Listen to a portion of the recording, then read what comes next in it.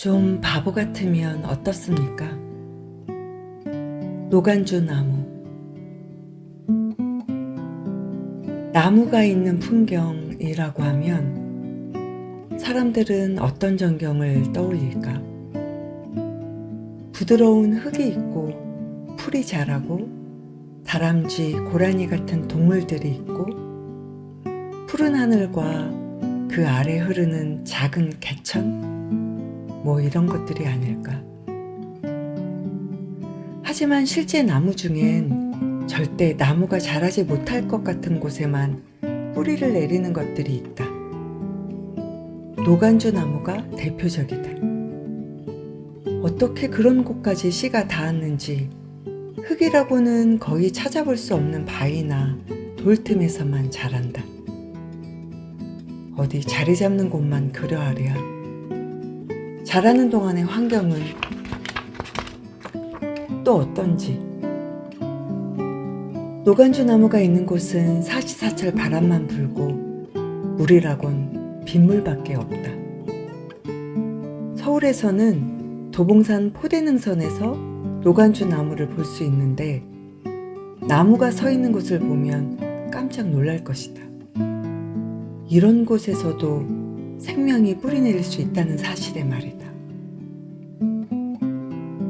하지만 척박한 곳에서 자란다는 것만으로는 이 노간주 나무를 모두 설명할 수 없다. 나는 이 나무를 볼 때마다 기특하다는 생각보다는 어쩌면 이렇게 바보 같을까 하는 생각이 든다. 한마디로 노간주 나무는 제 코가 석자면서 남 생각 먼저 하는 놈이다.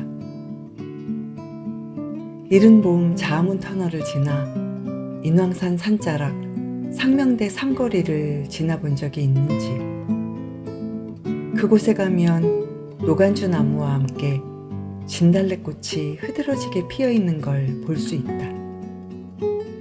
노간주 나무가 보인다 싶으면 그 옆에는 영락없이 진달래꽃이 얼굴을 들이밀고 있다.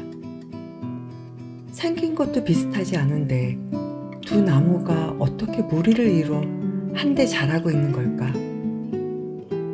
그건 다 노간주 나무 덕이다. 쉽게 말해 노간주 나무가 진달래를 먹여 살리는 거다. 이른 봄 바위 틈에 먼저 자리를 잡는 건 노간주 나무다. 그러면 어디선가 흙과 먼지가 흘러들어와 그 견고한 돌 위에 작은 토양이 생긴다. 아니, 자연적으로 생겼다기보다 일단 뿌리를 내린 노간주 나무가 제가 살아가기 위해 토양을 마련했다고 해야 옳을 것이다. 그런데 그렇게 어렵게 마련한 토양 위에 어느새 진달래씨가 날아든다. 마치 노간주 나무가 먼저 자리 잡길 기다렸다는 듯. 노간주 나무 입장에서야 저 먹고 살기도 빠듯한 형편에 갑작스럽게 찾아든 손님이 영 불쾌할 법도 하다. 그러나 노간주 나무는 찾아든 손님을 절대 식객 취급하지 않는다. 아무리 흉년이 들어도 찾아오는 거지에게 누른밥 한 사발이라도 들려보내는 그 옛날 어머니 인심처럼 진달래를 넉넉한 마음으로 맞아들인다. 그리고는 제 몸 웅크려 자리를 내주고 더불어 함께 산다. 어쩔 땐 객식구가 더 많아 진달래 틈에 노간주가 살고 있는 것처럼 보일 때도 있다. 처음 노간주 나무를 봤을 땐 그랬다. 참 바보 같다고. 제 코가 석자면서 남 다 퍼주는 놈이 어디 있냐고. 그런데 참 이상하게도 내게는 노간주 나무의 그런 바보 같은 모습이 오히려 사랑스럽다. 사람도 그렇지 않은가? 제 것만 챙기는 사람보단 형편이 어려워도 주변 사람 도와주며 허허거리는 사람이 더 정겹지 않은가? 겉보기엔 답답해 보일지 몰라도 오랫동안 기억에 남아 결국에 다시 찾게 되는 건 그런 바보 같은 사람이다.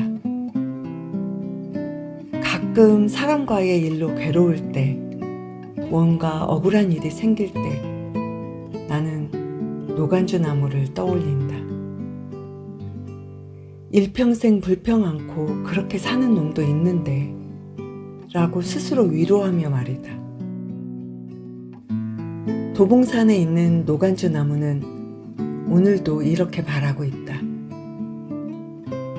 좀 바보 같으면 어떻습니까?